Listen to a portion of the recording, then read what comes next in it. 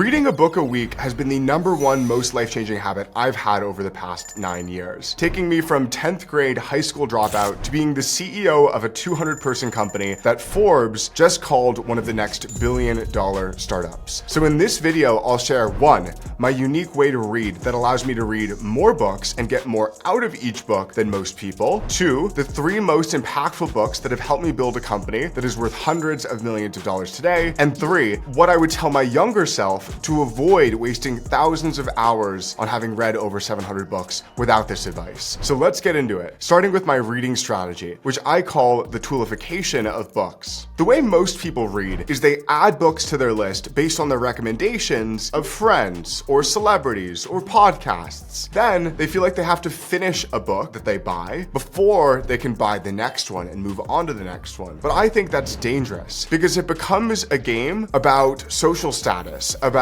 completion of books, about doing what other people tell you, rather than a game about solving a specific problem that is relevant to you. So what I recommend doing instead, that I learned from one of our investors, Naval Ravikant, is viewing books as tools to solve specific problems. That means that instead of picking up books at random based on what friends or podcasts tell you, you ask yourself what the problems are that you're trying to solve are, and then you select the books based on the highest likelihood that those resources will be useful in solving the problems. This means that if I'm trying to optimize my time, for example, I would look at books that are great for time management, books like Atomic Habits or The Compound Effect, and then I would buy all of the books on that topic that would help with that. One of the examples of where this went wrong for me when I was first getting started in my reading journey is I kept hearing these business leaders that I admired recommend this book called High Output Management by Andy Grove. And obviously I bought the book after I heard Mark Andreessen and Sam Altman and all these other people that I looked up to recommending it, and then began reading that book and realized that a book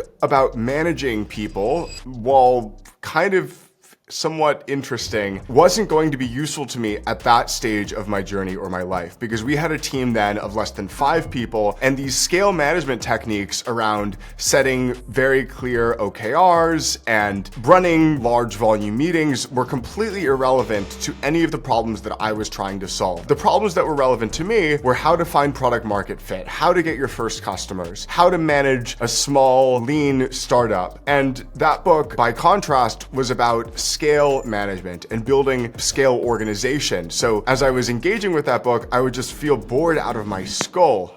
I didn't understand how I was supposed to be able to spend 6 hours investing in learning about this book. What this looks like in practice for me is I keep a constant list as a CEO called my ruthless prioritization list. So I have about 30 items in that list, and what I do is I separate anything under point 3 with a big divider line. Then I won't let myself focus on anything but the top 3 priorities on this list, and I recruit books like tools to help me solve each of these problems that I'm facing, versus just letting any books into my mental sphere that get recommended to me by friends or podcasts that aren't necessarily relevant to what I'm trying to achieve. And it is through that relevance that each book has that I find it so fun and engaging to actually go through the books, because it feels like personalized instruction and recommendation to me, and I know how this is going to yield me benefits in the real world. The next key part to my reading strategy is being on the lookout for what I call framework cues. Framework cues are the very memorable phrases that make you recall the specific idea that you're reading. There's a passage in The Score Takes Care of Itself that is foundational to my leadership philosophy, where he talks about how real leaders have to make really tough decisions that are actually against what people within an organization seem to want, and that it takes a tremendous amount of courage to make those decisions. So he describes all of those decisions in his football career that were controversial at the time but ended up being fundamental to his team's success. And in order to recall that concept, I started looking for what phrase I could remember to trigger that framework. And he has this quote that triggers it all for me, where he says, "And you may be standing alone in your decision." That is when you find out if you're a leader. This idea that that being a leader to him is defined as being willing to stand alone in decisions that are long-term right, but short-term unpopular, has been really fundamental to my leadership philosophy. But if I tried to remember every little part of that passage in order to jog that concept, then it would be way less likely to stick than if I can find the 1 or 2 sentences within the chapter that jog my memory on that specific issue. So that's what I'm looking for, these framework cues. The way I organize that information is this Amazon Kindle plugin called Readwise that enables me to sync everything that I highlight within my Amazon Kindle to the Readwise database and then go through every book that I've read in the past and all of the most important things that I've highlighted. Because I use the highlights with this specific idea that it's supposed to be the cue to the framework, I ensure that I only highlight those types of things so that when I want to remember all of the most important concepts from a given book, I can go into the Readwise database, look at all of my highlights, and one by one, as I read through all of the things I highlighted, have my memory jogged on the most important ideas from that book in a matter of minutes versus having to spend hours rereading it again. That brings me to the next part of my reading methodology, which has been so helpful: rereading books shamelessly. An example of this would be 0 to 1, the book by Peter Thiel. I've read that book cover to cover 17 times now, no exaggeration, because it was so foundational to the way that I viewed startups, and I found it really inspiring for a bunch of different reasons that over the past 10 years, I've wanted to continue to come back to it. There's quite a lot of books that I've read over a dozen times. 0 to 1 is among them. The Practice by Seth Godin is on that list as well, and a bunch of others that I'll be making summaries about on this channel if you want to subscribe to get the distillation of somebody that has studied these books so closely in order to try and get out the best ideas. But the point I'm trying to make here is that even when you've completed a book and taken careful notes, if you found that book to be truly useful, it's worth coming back to, because all of the different nuances surrounding the idea make it that much more top of mind when the time comes to solve similar problems to what the author is advocating. And I find it to be really fun and inspiring to revisit those books, because there tends to be a power law distribution in books that I've noticed, where the top 20% of books make up 80% of the value, and by the power law, the top 4% of books make up 96% of the 80% of value, meaning that there's going to be a small handful of books, depending on you and your goals and your preferences, that are really game-changing for you. So being willing to return to those and continuously use them as inspiration, and it feels like play, really.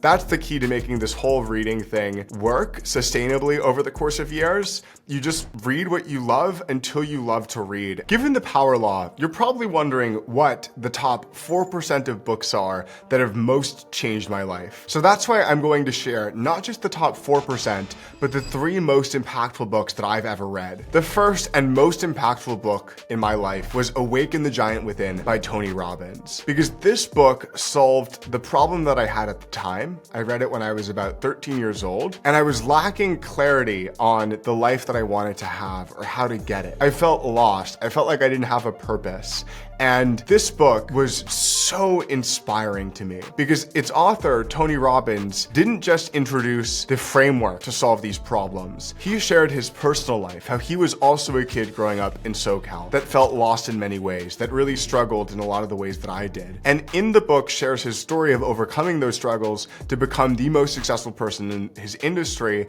and this very, very wealthy business owner. So in reading that book and internalizing those concepts, I was able to make similar shifts starting at a really young age. And one of the ideas from that book actually kickstarted my entire reading journey, where Tony Robbins points out what he calls leaders are readers, which is that in studying many of the most successful people in his time, he realized that everyone from Warren Buffett to Bill Gates to Oprah Winfrey are voracious readers, that they all have this habit in common of studying all of the greats that came before them and learning from them, because it enables them to compress what took people years, or in some cases decades, to learn into a few hours of being able to sit down and distill those lessons one by one. So this idea that you can't hit a target that you haven't defined, so it's really important to be specific about your goals so that you can measure yourself against them and know if you're making progress. I was 12 when I bought this book, and it absolutely changed my life. Because at the time, I was feeling really miserable in life in many ways. Not only was I getting bullied in school, and I was also stress eating and putting on a huge amount of weight, and it felt like everything in my life was going wrong. I had one thing in my life that was kind of starting to work, this Minecraft server that I'd started,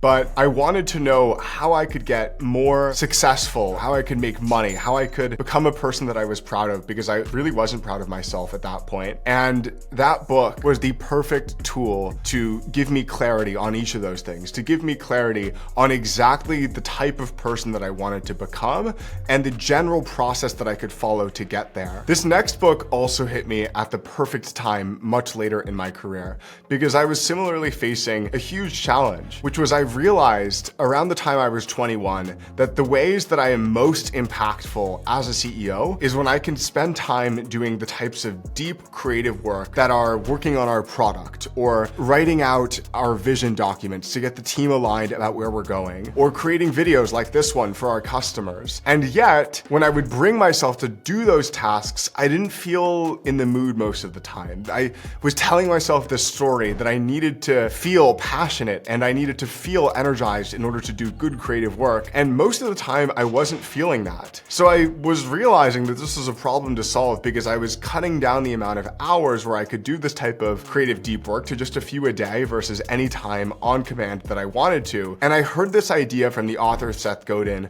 on a Tim Ferriss podcast that I was listening to, where he said, find your passion is a myth. Passion isn't found, it is earned through getting great at work. And then I realized that he'd written this book called The Practice all about that idea, and it was life-changing. He had this one quote in that book that I remember was so profound, where he says that most people are told, do what you love. But his advice is love what you do, because that love is a choice. It's a choice with the enthusiasm that you show up with any given task to, and the story you tell yourself about what it is that you're doing. And that reframe for me was so powerful, because it enabled me to go from only being able to produce creative work like writing or making videos for our customers or creating presentations for our team, to times that I felt inspired, to being able to do it anytime that I wanted, because I realized that the inspiration was an emotion that would come from taking action rather than needing to wait for that inspiration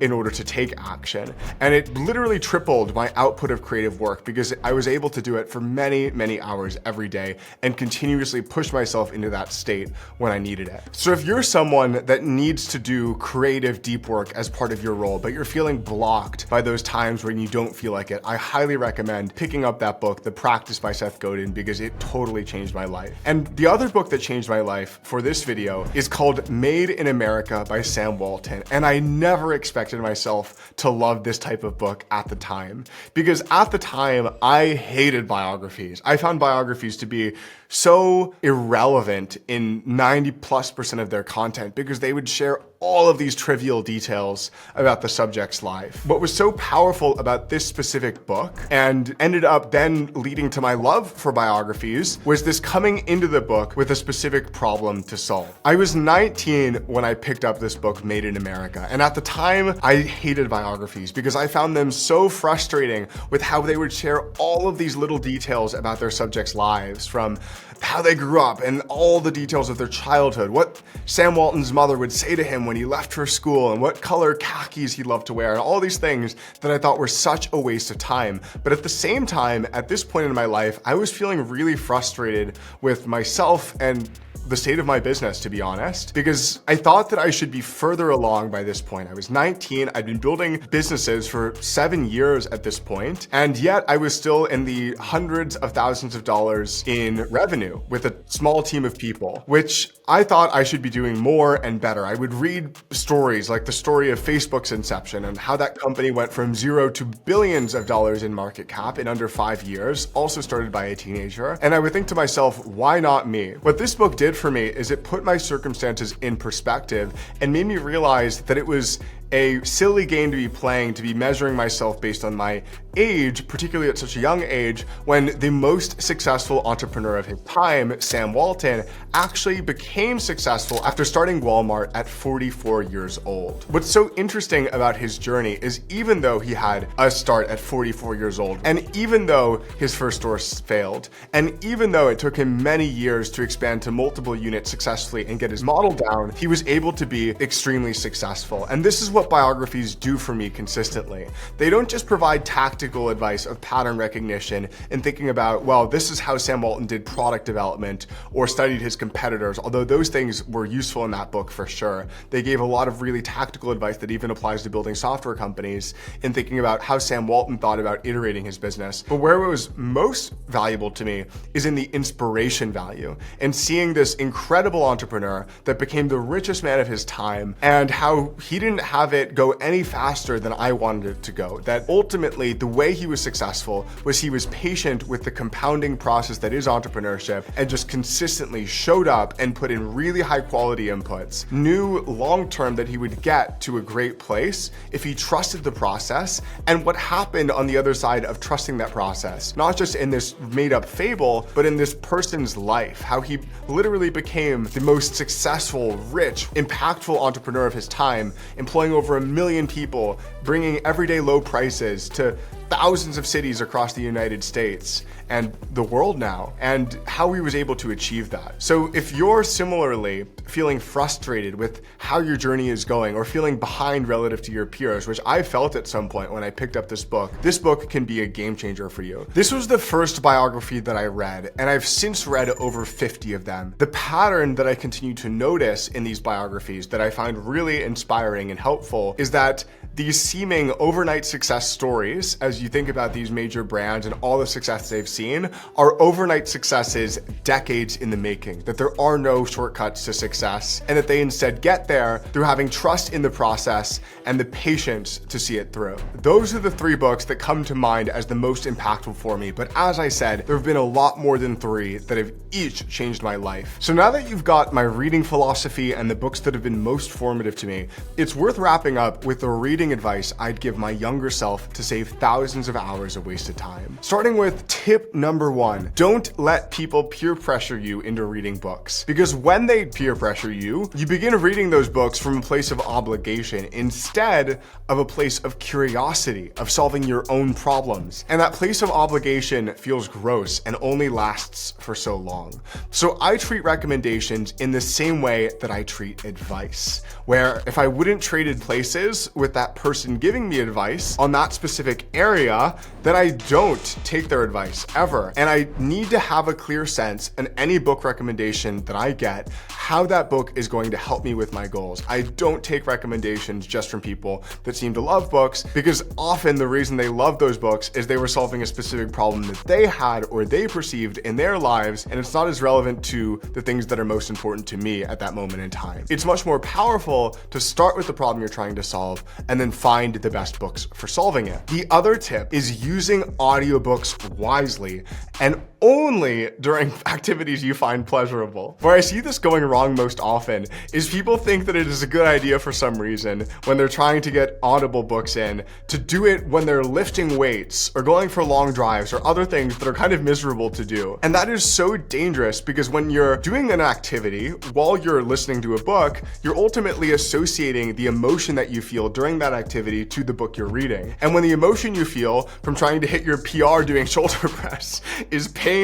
and strain, not only are you going to be distracting and have horrible comprehension for that book, but you're also starting to associate all this pain with that concept you're trying to learn, which is going to make it that much harder. So my policy with audiobooks is only listening to audiobooks during activities that I find pleasurable. Like if I'm in the shower relaxed, that's a good time for an audiobook. I can be present, I'm in a good mood. Or when I'm walking without any incline around the neighborhood in a really beautiful way, I'll listen to an audiobook. But if there's any pain associated, do not get an audiobook anywhere near me, because that is going to make me not really like the activity of reading, which I've worked really hard over the years to get myself to love. The other great place to use audiobooks is when you've got dense information that you find interesting and valuable, but that is kind of hard to pay attention to because it has such difficult concepts. A lot of the books that I've read on economics or management or statistics are in this category of not being the type of light, pleasurable reading that I typically like, but I like the person that I become through doing them, and so find some form of enjoyment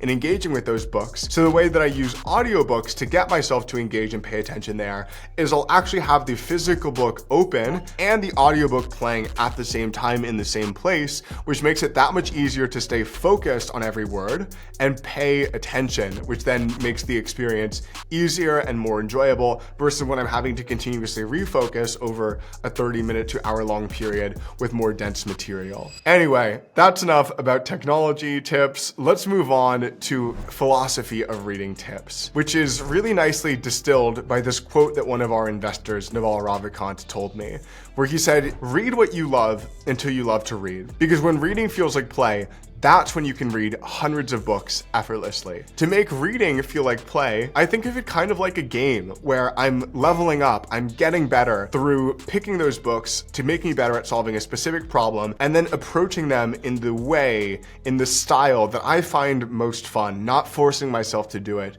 when it is not fun in the vast majority of cases, unless it's the type of grindy game like reading a textbook on statistics that is making me better and that I find fun over the long run, even if it requires a lot of short-term grind. The other advice that I would give my younger self that I wish didn't take me so damn long to figure out, because this was like 6 years into my reading journey, is that biographies can be cheat codes to save yourself years of time, because success leaves clues. The details of biographies of people's lives are actually important to internalize, to develop pattern recognition and relatability with their subjects. They're not just about getting the tactical advice of how Sam Walton solved the specific business problem that he had when he was going public, but they're also about drawing the inspiration and the insights from Sam Altman's lead up to that decision so that you really internalize who that person is and get the opportunity to learn from their entire life experience. I didn't understand this early on, and I'm ashamed that it took me a while